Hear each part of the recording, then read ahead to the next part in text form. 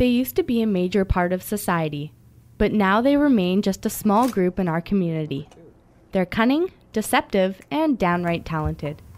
Similar to the way your brother is into skateboarding or your sister is into dance, Hugh Livingstone is into magic.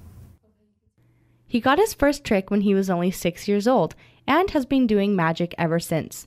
Now, at 20 years old, he has 14 years of experience. I went to Disneyland and there was a magic shop there and they had some pretty good tricks and I got one there. I kind of got hooked.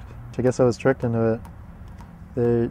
It's kind of always been around, and David Blaine was on TV, and then The Masked Magician, and there's a magic shop in town, so.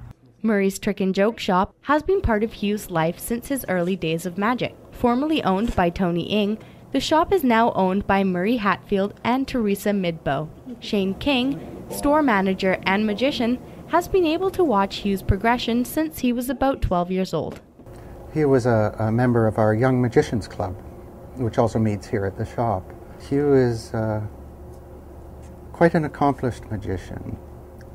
He would never show anybody any of his stuff until it was fully practiced and ready to show.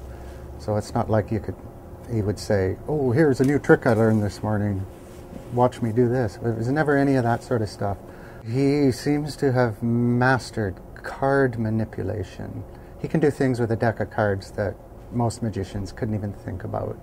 I probably am better at card magic than anything else. It's just kind of something that I enjoy as a part of magic.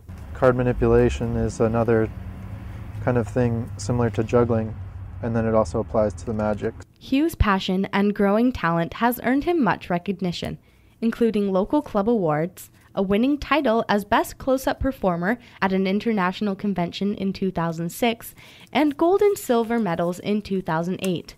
He was also featured locally in the Saanich News in August of 2007. But for Hugh, it's not the title that's important, it's the marvel of the performance. Don't approach the magician like you're trying to catch him out, because he's not, a good magician wouldn't be there to try and trick you and one-up you. There's kind of a moment of astonishment when you don't know quite what happened, and that's kind of a very, I don't know, almost like an organic type thing. The magician has been around certainly for a long time and used to play a role in society. So the best way to experience it is to kind of try and believe it, and that way, if you kind of work with the magician, you get something maybe more meaningful out of it. It's kind of like if a tree falls in the woods and no one's around to hear it, does it make a sound? The similar thing would be if a magician does a magic trick and nobody knows how it's done, was it really a trick or was it just magic? So.